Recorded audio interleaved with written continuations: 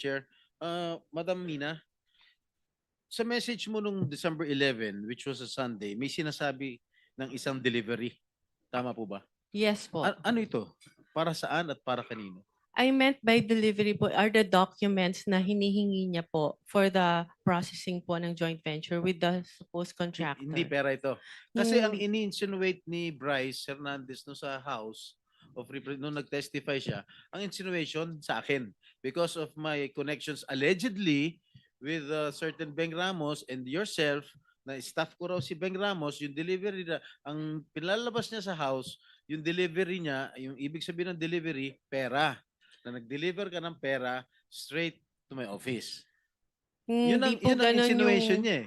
Ang agreement po is kami po kasi yung gagastos sa processing No, fee. no. So yun po siguro I'm yung telling you, nire-refer niyang excuse me, I'm pera. telling you that that was his insinuation when he testified in the Yes. House of Representatives. Yes. Pero right now, you are saying na hindi mo ako kilala, hindi po. ka nagpunta sa aking Hindi tanggapan. rin Correct? po. Yes, Your Honor. So lumalabas talaga na wala akong kinalaman kung ano man ang transaksyon niyo ni Bryce Hernandez. Am I correct? Yes, Your Honor. There, 1 second. 1 second. With the permission of Senator Estrada. Yes, please. So hindi mo kilala si Senator Jinggoy at hindi ka nagdala ng pera sa kanya. Hindi po. Kahit po kay Bryce, wala po akong dinalang pera. Okay. So talagang safe ka na. Please continue. Okay. Nabigyan ka ba o na-awardan ka ba ng DPWH project ni Bryce? Wala po kaming na-award na project dahil hindi nga po kami natuloy na mag-bid, Your Honor. So kasi again for the last time, pinalalabas kasi ni Bryce Hernandez ng text message ay patungkol sa akin. Okay? Very clear yan. Pero mismo ang taong kausap sa text ay nagpapatunay na kayo na wala naman akong kinalaman dyan.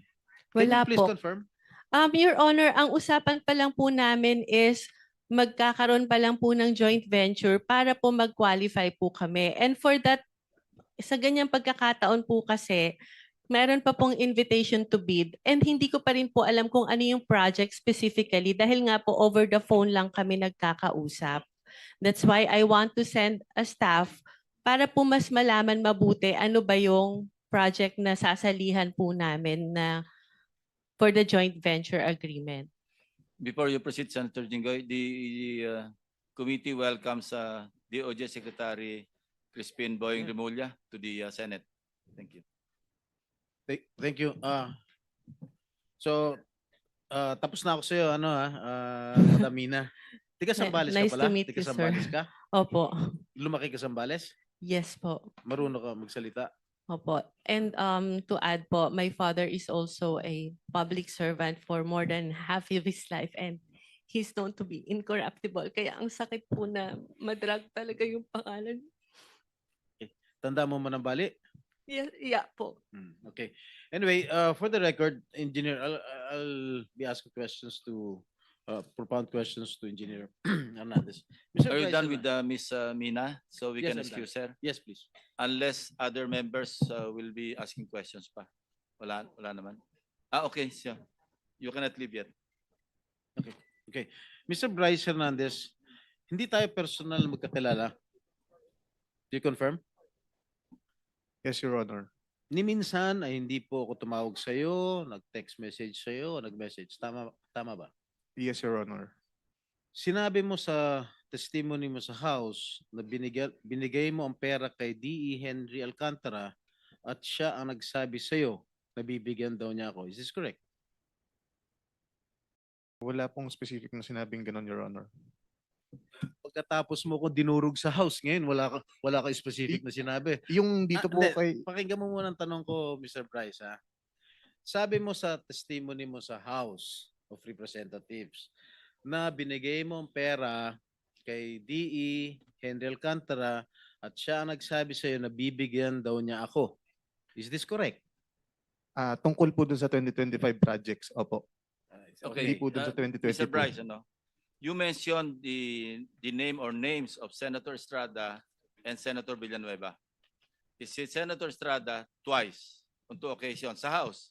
Yes po. One, 10:40 a.m. Sinabi mo, Senator Jingo Estrada and Senator Villanueva with a list of projects. I remember that. No? Yes po. And then on another occasion, 12:50 p.m., yun na yung pinakita mo yung screenshots na walang kahulugan sa ngayon, lumalabas. Yung kay WJ, kay D. Alcantara, tapos nilink mo kay si Beng Ramos, nilink mo kay Senator.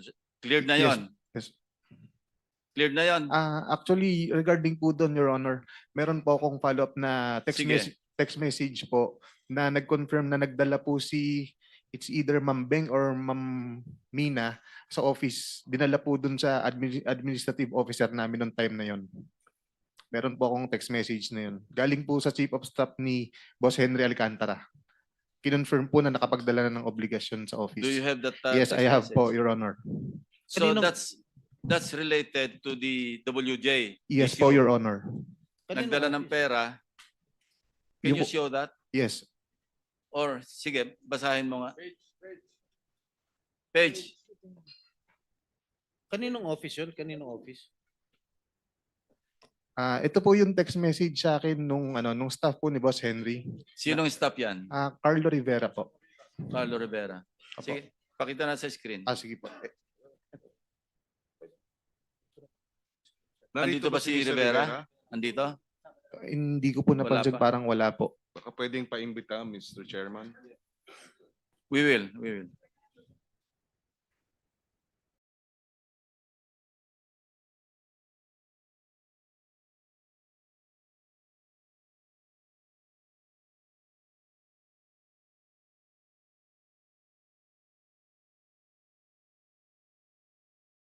While waiting, yung isa pang pagkabanggit mo sa kanilang dalawa, yung 10:40 a.m.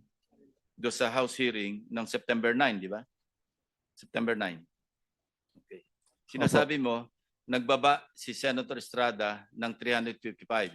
Yes po, Si Your Senator Honor. Villanueva nagbaba ng 600 million. Yes po, pero hindi po Okay, 2025 yun kay Senator Joel po. Hindi po. Hindi, 600 million sabi mo. Opo, pero Okay, hindi po we siya check with the 2025. GAA. No? Yung kay Senator Villanueva, in fairness to him, hindi namin makita sa GAA yung mga enumeration mo o yung enumerated list of projects. As para sa Senator Jinggoy, nakita namin talaga yung 7 items kasi item for item, chinek namin, nagtugma doon sa sinabi mo. But in fairness to Senator Villanueva, unless you modify the list that you enumerated at tumama doon sa aming chinecheck, then we will also hold him into account. But as of now, we cannot. That's why I did not mention him. Yung 600 mo, mali mali yung description mo. At wala kami makita. But I want to be truthful, as para Senator Jinggoy, nakita namin yung 355. Now, ibang usapan yon doon sa sinasabi mong 30%. The burden of proof is on you. Kasi sinabi mo, merong 30% si Senator Jinggoy. Yes po. Oh, how will you prove that? Si Boss Henry po actually, babasahin ko na po. Okay na ba yung screenshot niya? Oh, sige. Pakilabas mo muna yung screenshot.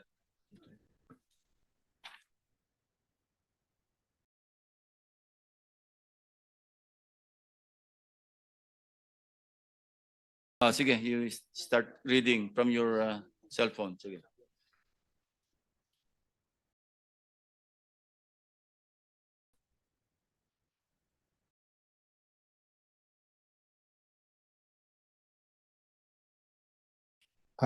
Hindi mabasa yung green, basahin mo na lang dyan.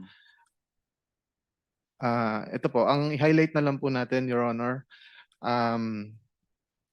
December 16, 2022, 11:20 in the morning, nag-message po ang staff sa akin ni Boss Henry, si Engineer Carlo Rivera po. Ito po ang message niya. Boss, good day, M. Nakuha ko na po pala kay AO, which is Administrative Officer, yung pinadala nila Ma'am Beng Ramos. Yun po. And Opo. then, Wala, iba na po to eh. Ito pala. Good day, may bidding ba tayo? Nagtanong po ako sa kanya. Ang sabi niya po, wala pong bidding today, Monday po ulit bidding natin. Tapos nag-message po siya ulit ng December 16, 2022, 3:26 PM. Nandito po si Kuya Sani. Papasabay ko na din po ba yung kay Beng Ramos? Sabi ko, okay, sige, pakipasabay na. Anong context yan? Ah, yung pera po na dinala nilang Beng Ramos. Anong project yan? Your Honor, nakalimutan ko lang specific anong project to ng 2022. May nakakalimutan, Bryce. Opo. Kumpletuhin mo yung context, no? In fairness to Senator Jinggoy. And in fairness to Beng Ramos, kasi vague eh. Opo. Sinabi mo nga ipapadala. Buuin mo yung istorya bago natin itackle yan. Sige po, Your Honor. Try to recall, try to remember, and then kumuha ka pa ng additional proof. Because sa akin, face value eh. Yes po, Your Walang Honor. context Sige. eh. Opo. Mr. Chairman, if I may, just to Yes, follow Senator up. Villanueva. Thank you very much, Mr. Chairman. Just to follow up on what you mentioned a while ago, Mr. Chairman, and I thank you for walking the extra mile in looking at the particular items that this so-called witness made mention during the House hearings, Mr. Chairman. Meron po ako ditong 2023 GAA, Mr. Chairman. 2023 GAA. Sabi po niya doon sa hearing, Mr. Chairman, nasa GAA daw po. He was under oath when he said it. Binasa ko po lahat to, Mr. Chairman. Actually, nagpunta pa ho ako sa 2024 tsaka 2022. Actually, he mentioned 2023, hindi ba? Opo, tama po kayo, Mr. Chairman. So, mamaya habang break po tayo, at I will not, I wanted to appeal sana to my dear colleagues if I can ask questions dahil grabe ho yung ginawa sa atin. Pero, Mr. Meron ka Chairman, naman dito kasi last kang dumating. So you're number 13 after Senator Gatchalian, Senator De La Rosa, and then ikaw na. Opo, opo, So after Mr. lunch, Chairman. after our lunch Yes. break, you can have your time. Mr. Chairman, just to point out, Senator, go pa Mr. pala. Chairman, just to point out po, Mr. Chairman, a few seconds lang. Mr. Chairman, ito yung 2023. Pwede ho ba ibigay natin kay Bryce ngayon, Mr. Chairman? Hanapin niya po dito yung sinasabi niya doon sa House na nandito yung binabanggit niya na may flood control project si Joel Villanueva. If we can, Mr. Chairman, that's Yeah. okay. But later, we'll leave you your time, your 5 minutes Thank you. after the break. Senator, ikaw pa, no? Yes, thank you, Mr. have Chair. Two, I just 2 minutes and 31 I'll seconds. just wrap up. For the information of our of the committee, yung sinasabi po ni Bryce, December 16 of 2022, I have not participated in any budget process for the projects for 2022, and that is very, very clear. All right. Engineer Alcantara, sinabi ni Bryce na binigyan daw niya sa iyo yung pera at may mga nakausap kang politiko na ang sabi niya, binigyan ka ng pera para ibigay mo sa politiko. Am I correct? Is that true? Is that true? Can you confirm? No, Your Honor. Respectfully deny po yung sinasabi niya. Ano po? Ano? Respectfully deny po yung sinasabi niya na binigay niya po sa akin na may mga ganun pong issue, Your Honor. So tama si Senator Lacson, the burden of proof lies with you, Mr. Hernandez. Kasi tahasan mo sinabi sa House of Representatives at kinundina naman ako ng taong bayan dahil sa isang salita mo na ako raw ay humihingi ng 30%. Okay? Mga kababayan, to my colleagues here in the Senate, I have already been crucified, vilified in the past. And I am, again, an easy target. Kahit sino pwedeng sabihin nilang pangalan. Pag sinabi mo ba, si Senator Hontiveros humihingi ng 30%, maniniwala ba tao? Hindi. Pag ako, si Senator Estrada humihingi ng 30%, maniniwala ba tao? Yes. Dahil I have my past. Meron akong mga nakaraan na issues. Kaya I am very vulnerable to all these attacks. And I deny vehemently na merong hinihingi akong porsyento sa mga proyekto.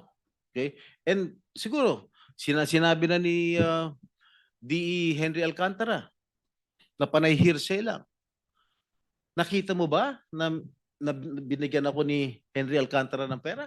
Did you see? Did you ever see Alcantara handing money over me to me? I don't think so. Meron ba may nakita ka ba? Sagutin mo lang, yes or no, may nakita ka ba? Wala po. Okay.